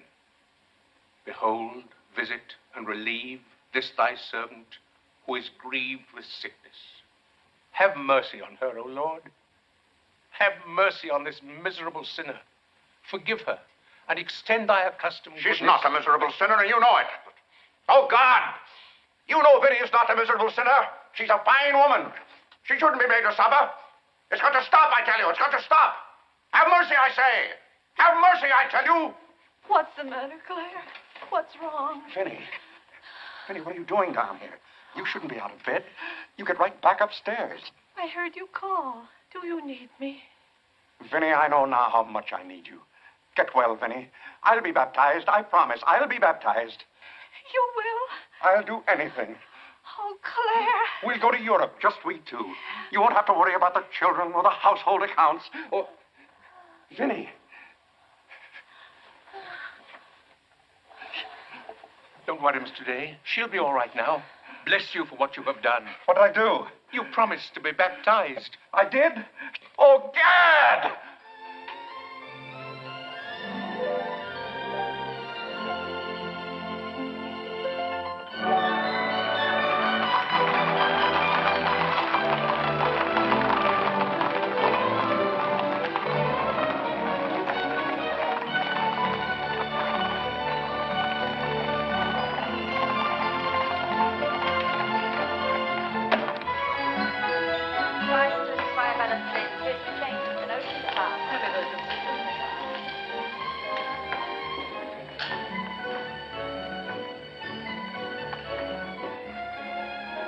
Isn't it drafty here, Mother? Shall I get your coat, Mother? The No, doctor thank said you. mustn't take cold. I'm quite comfortable, thank you. Come on now, let's stay together. Holland, don't you get lost again. Aren't the hats lovely this year? Ostrich feathers. You wouldn't wear that hat, would you, Mother? I think that's very pretty. I think they're all pretty. Oh, I do need some pink silk thread. Oh, isn't this applique beautiful? Just arrived from Paris, madam. It's charming. What are you looking for, Mother? Oh, I'm just shopping. I think I'll just take a plain one. But this is the very latest. We've only had them in a few days. Remember, Mother, this is your first day out. You mustn't get too tired. No, I'm saving myself, dear. I have to. Cousin Cora's coming tomorrow. She is? Does Father know about it? Not yet. Is Mary coming too? Yes, dear. Harlan, don't touch things. I'll bet you knew it. No, Look, I'm Mother, excited. just like Not Father. tomorrow. Yes, it is, isn't Aren't it? the sleeves a little long? Exactly Fits well like across the yours. shoulders. Come on now, Harlan. Now, Take about my the hand. sleeve. Don't get lost again. Do we have any more of this material? Yes, we do. Store Thank you. doesn't like you to touch things. This one is genuine imitation Dresden. The original design by Duryea. John, isn't this the darlingest thing? It's exactly what I've always wanted. How much is this lovely pug dog? $15, ma'am. $15? Gee whiz, Mother. We could buy a real-life bloodhound for $5. Oh, isn't he perfectly adorable? Oh, I shouldn't. I know I shouldn't. Mrs. Day. Oh, Mrs. Whitehead. How nice to see you. Are you quite recovered? Almost. This is my first day out. We've missed you at the church. You remember Mr. Morley? How do you do, Mrs. How do you do? Mr. Morley preached the Sunday Dr. Lloyd was ill. Oh, yes. I can't tell you how much I enjoyed your sermon. Even my husband enjoyed your sermon. We've just come from the board meeting of the Foreign Missions. I'm taking Mr. Morley home to lunch. I had to drop in here to pick up a purchase. I won't be a minute. Is your parish in the city? Yes, it's on the outskirts. My church is in Audubon Park. Oh, way up there. Oh, are you acquainted in Audubon Park? No, I don't believe we know a soul there. Mr. Morley, would this be possible? My husband, Mr. Day. If we lower the collar, it'll be a very fine fit. You won't find a better suit of clothes in the city for $15. Oh, it's not the price. It's the money. Thank you for holding it for me. Welcome. Goodbye, Mrs. Day. I hope we meet again soon. Goodbye. It was very pleasant meeting you again. I think it was divine providence. I shall be delighted to be of service. Goodbye, Mr. Morley. Goodbye. May I work it? Oh, no, it's against the rules.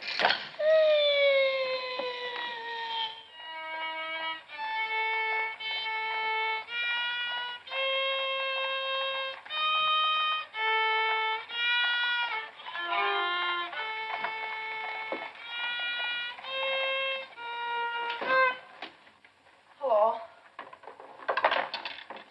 What did you bring home more medicine for? Dr. Bartlett paid us off, didn't he? Oh, yes. Oh, Jiminy, you scared me. I've got to take $15 right down to McCreary's. I bought a suit there this morning, and I said I'd have the money this afternoon. Gee, that's too bad. What's too bad? Well, you see, Clarence. What? Dr. Bartlett paid us off in medicine. Oh, Gad! Well, he thanked us, too, for our services to mankind. But my suit, I've got to have it tomorrow. And besides, they're making the alterations. I've got to have $15. Maybe you could offer them 15 bottles of medicine. Oh, they wouldn't take it. McCreary's don't sell medicine. Father. Vinnie, I'm home. Good afternoon, sir. How's your mother, Clarence? Oh, the ride this morning did her a lot of good. She'd be well enough to go to church with us next Sunday. Ah, fine. Oh, Father, have you noticed I haven't been kneeling down in church lately? Don't let your mother catch you at it. Then I have to have a new suit of clothes right away. That doesn't make sense. But I can't do anything in your clothes that you wouldn't do. Well, if my old clothes make you behave yourself, I don't think you ought to wear anything else. Oh, no, you're you and I'm me. I want to be myself. I mean, suppose I should want to kneel down in front of a girl. Why, in heaven's name, should you want to do a thing like that? Well, I've got to propose to a girl sometime. Clarence. Well, not right away, but for $15 I can get a good suit of clothes. Clarence, you're beginning to talk as crazy as you... Hello, Vinnie. You feeling better today, huh? Much better, thank you, Claire. You don't have to hurry home from the office every day like this. With business the way it is, there's no use going to the office at all. Yes, you do look better, Vinnie. What did you do today? Well, I got a carriage and took the boys for a ride, and we stopped in at McCreary's. And, oh, Claire, I've the most wonderful news for you. Who do you think I met? Mr. Morley. Morley? Never heard of him. Remember that nice young minister who substituted for Dr. Lloyd one Sunday? Oh, yes. Bright young fellow. Preached a good, sensible sermon. Short one, too. Ought to be more ministers like him. Well, Claire, his parish is in Audubon Park. You know, way up above Harlem. Nobody knows you up there. You'll be perfectly safe. Safe? Vinnie, what the devil are you talking about? I've gone all over everything with Mr. Morley, and he's agreed to baptize you. Oh, he has. The young whippersnapper. Very nice of him. We can go up there any morning. We don't even have to make an appointment. Who said I was going to be baptized at all? Why, Claire, you did. Now, Vinnie. You gave me your promise, your sacred promise. You said I'll be baptized. I promise I'll be baptized. Well, what if I did? Claire, aren't you a man of your word? Vinnie, we all thought you were dying. So naturally I said that to cheer you up. As a matter of fact, the doctor told me that's what cured you.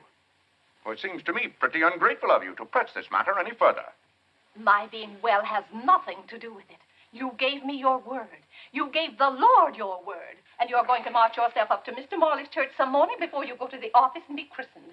If you think for 1 minute... What in the name of heaven is that? If you think I'm going to let you add the sin of breaking your solemn and sacred promise... I demand to know what that repulsive object is. It's perfectly plain what it is. It's a pug dog. What is it doing in this house? I wanted it and I bought it. You spent good money for that? Claire, don't try to change the subject. How much did you pay for that atrocity? I didn't pay anything for it. I charged it. Charged it? I might have known. How much was it? $15. $15? Claire, For that eyesore? don't you call this lovely work of art an eyesore? It will look beautiful sitting on a red cushion by the fireplace in the living room. If that sits in the living room, I won't. Furthermore, I don't even want it in the same house with me. Get it out of here. Claire, you're not going to get out of this room until you set a date for your baptism. I'll tell you one thing. I'll never be baptized as long as that hideous monstrosity is in this house. All right. All right. Clarence. That pug dog goes back this afternoon, and he's christened first thing in the morning. You heard him, didn't you, Clarence? You heard him say that he'd be baptized as soon as I got this pug dog out of the house. You hurry right back to McCreary's with it, and be sure they credit us with $15. Oh, Mother, while we were at McCreary's, I happened to see a suit I'd like very much, and the suit was only $15. Well, Clarence, I'm afraid your suit will have to wait until after I get your father christened. Well, no, I meant that since the suit cost just the same as the pug dog, if I exchange the pug dog for the suit...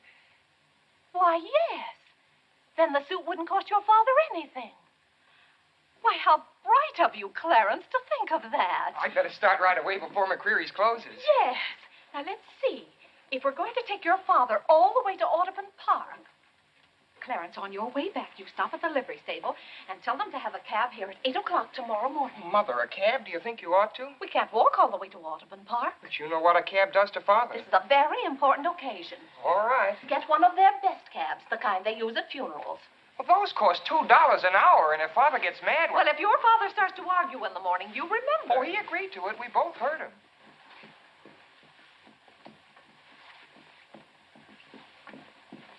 I hope you notice Clarence is returning the pug dog. Well, that's a sign you're getting your faculties back. Don't dawdle, Clarence.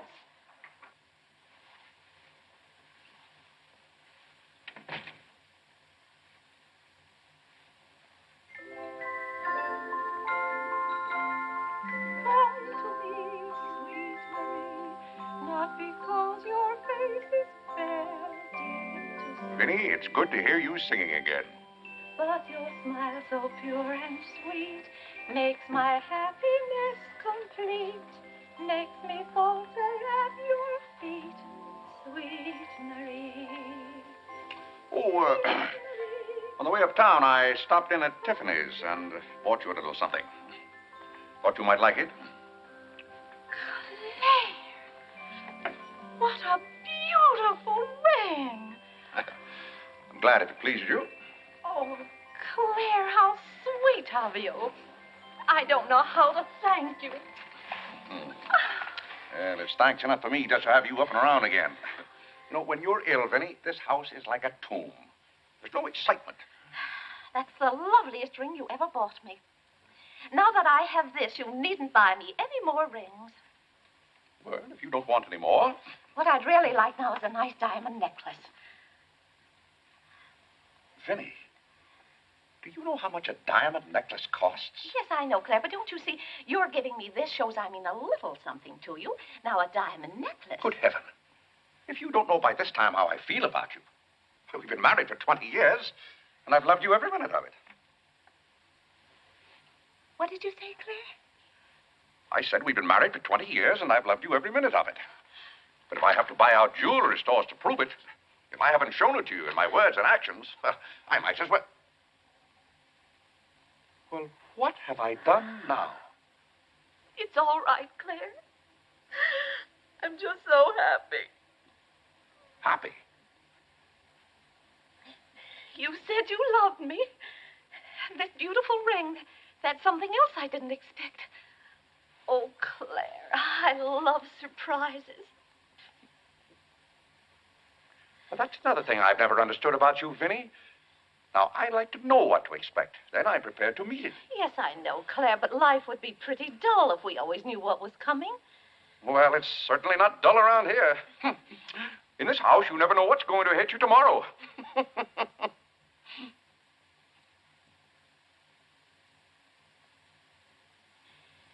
Every daisy in the dell knows my secret, knows it well, and yet I dare not tell thee, sweet Marie,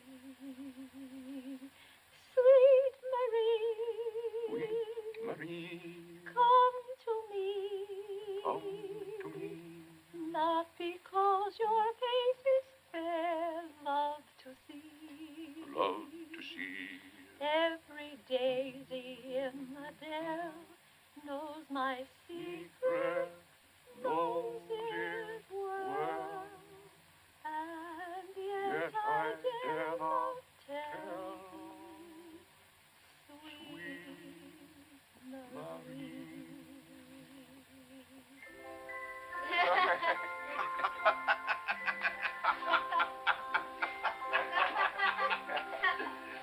Well, then, Harlan, the very...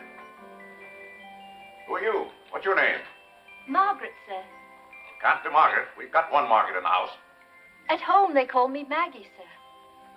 All right, Maggie. If her name's Margaret, that's a good sign. Maybe she'll stay a while. Do you know, boys, your mother used to be just the same about cooks as she is about maids. Never could keep them for some reason. Well, one day about 14 years ago. Yes, it was right after you were born, John. My, you were a homely baby. Thank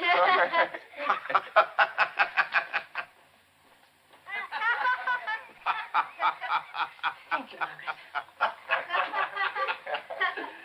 Good morning, boys. Good morning, Good morning, Mother. Good morning, Claire. Morning, Vinnie.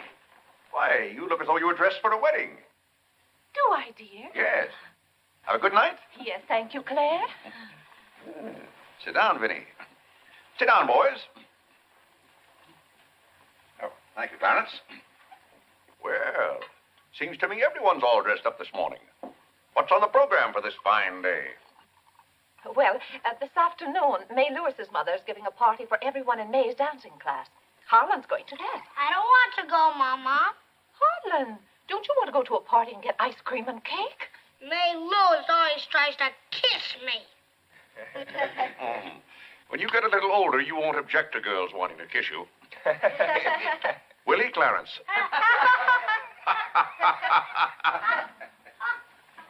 This is for you, Mr. Day. Where shall I put it? Oh, that's for me, I think. Take it upstairs, Maggie. Wait a minute, Maggie. Bring it here. Let's see it. See, it's for me, Father. Clarence Day, Jr. Let me look. Well, that's from McCreary's. And it's marked charge. What is it? Claire, it's all right. It's nothing for you to worry about. Well, at least I think I should know what's being charged to me. What is it? Claire, stop your fussing. It's a new suit of clothes for Clarence, and it isn't costing you a penny.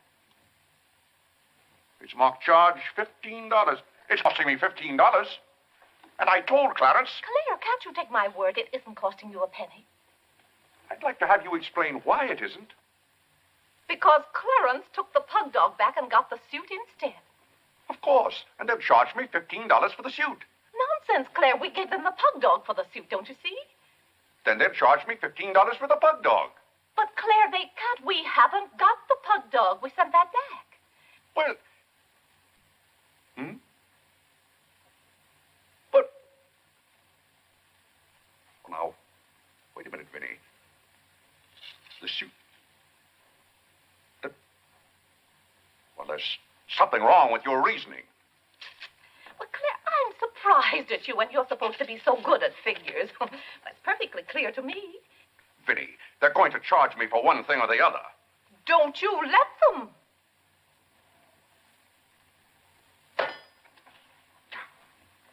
Well, McCreary's aren't giving away suits and they aren't giving away pug dogs. Why, it should be clear to a child that if Clarence sent the pug dog back, they... What? I will not have that botanical freak in this room. John, have you been going around this town selling medicine? Yes, Mother. Dog medicine? No, Mother, not dog medicine. This letter from Mrs. Sprague says you sold her a bottle of this medicine and that her little boy gave some of it to their dog and it killed him. Now she wants $10 from us for a new dog. Here, let me see that letter. Well, we shouldn't have given it to a dog. It's for humans.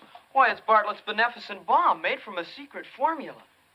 Have you been going around among our friends and neighbors selling some patent nostrum? But it's good medicine, Father. I can prove that by Mother. Vinnie, what do you know about this? Well, nothing, Claire. But I'm sure John didn't... No, I mean that day Mother was... That's enough. You're going to every house where you sold a bottle of that concoction and buy it all back. But it's $1 a bottle. I don't care how much it is. Here, I'll give you the money now. How many bottles did you sell? 128.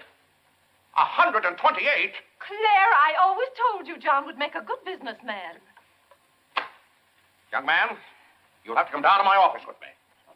I'll give you the money to buy back that medicine. $128. And $10 more for Mrs. Sprague's dog. That's $138. Thank you, Vinnie. But it's all coming out of your allowance. That means that you'll not get another penny until the whole $138 is paid up. I'll be 21 years old. Oh, Gad! What's the matter, Claire? What's wrong?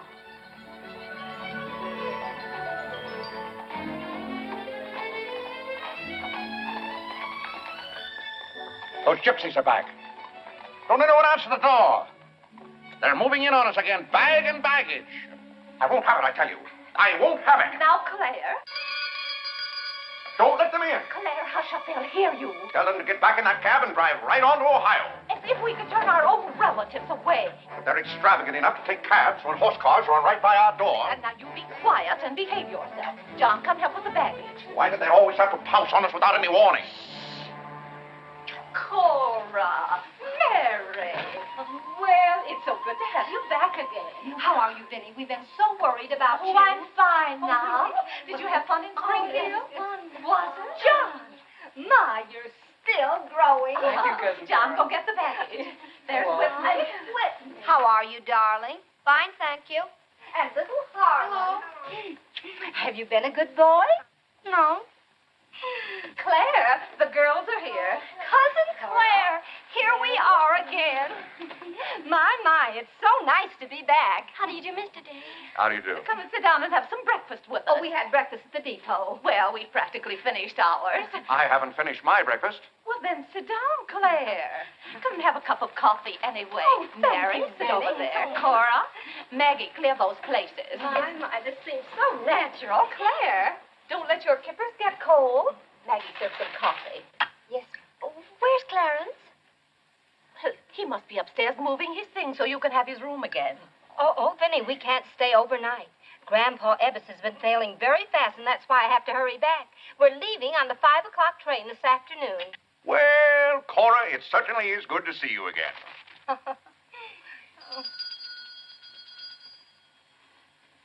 Well, who can that be? Well, this time it can't be another special delivery letter for Clarence. While you were in Springfield, our postman was kept pretty busy. It's the cab, ma'am. Cab? What cab? The cab that's to take us to Audubon Park. Oh? Who's going to Audubon Park? We all are. Cora, the most wonderful thing has happened. Claire is going to be baptized this morning. Vinnie, what are you saying? I'm saying you're going to be baptized this morning. I am not going to be baptized this morning or any other morning. You promised yesterday that as soon as I sent that pug dog back, you'd be baptized. I never said anything remotely like that. Clarence was right there and heard you. That's why I ordered the cab. The cab. Vinnie, you send that right back. I'll do nothing of the kind. I'm going to see that you go to heaven. I can't go to heaven in a cab. Well, you can start in a cab. I'm not sure they'll ever let you into heaven, but I know they won't unless you're baptized. They can't keep me out of heaven on a technicality. Claire, stop quibbling. You may as well face it. You've got to make your peace with God. Until you stirred him up, I had no trouble with God. Harlan, Whitney, come get your Sunday hats. Clarence, John. Yes, Mother? Hurry, we're ready to go. Oh, my prayer book. Harlan, come let me fix your tie. Vinnie, are you mad? Was it your plan that my own children should witness this indignity? Why, Claire, they'll be proud of you. I suppose Harlan is to be my godfather. Vinnie, I won't go through with this thing. That's final. Claire, dear, if you feel that way about it. I do. Then we won't take the children with us. I'm not talking about the children. I'm ready, Mother. Oh, John. Vinnie, I haven't time for anything like that this morning. I've got to take John down to my office with me and give him the money to buy back that dog medicine. But it wasn't dog medicine, sir. Young man, we're starting downtown this minute. You'll do no such thing. You gave me your sacred promise that day I almost died. Yes, and she would have died if we hadn't given her some of that medicine. That proves it's good medicine. You gave your mother some of that dog medicine? John, you didn't. Yes, we did, Mother. We put some in your tea that morning. Oh, John. Do you realize you might have killed your mother? You did kill Mrs. Sprague's dog. John, I'll have to give considerable thought as to how you're to be punished for this. But Claire... No, Vinnie. When I think of that day, why, we might have lost you. You're all right now, thank heaven. But what I went through that afternoon, the way I felt, I'll never forget it. You've forgotten it already. What do you mean? That was the day you gave me your sacred promise. Yes, but I wouldn't have given you my promise if I hadn't thought you were dying, and you wouldn't have almost died if John hadn't given you that dog medicine. Don't you see? Well, the whole thing is illegal. Suppose I had died. It wouldn't make any difference to you. You don't care whether we meet in heaven or not. You don't care whether you ever see me and the children again. Now, Vinnie, you're not being fair to me. It's all right, Claire. If you don't love us enough, there's nothing we can do about it. But that has nothing to do with it. I love my family as much as any man. All my life, I've struggled and worked just to... Gad, there's that cab.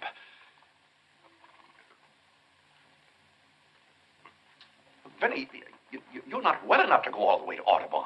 Oh, I'm well enough if we ride. But that trip would take all morning. And those cabs cost $1 an hour. This is one of their best cabs. This costs $2 an hour. Well, then why aren't you ready? Get your hat on. Oh, tarnation! Hallelujah! Amen! Young lady, if it hadn't been for you, no one would have known whether I was baptized or not.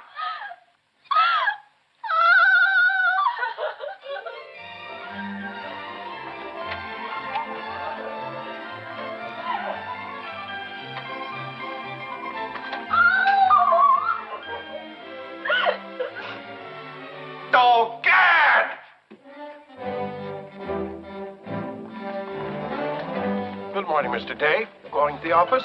No. I'm going to be baptized.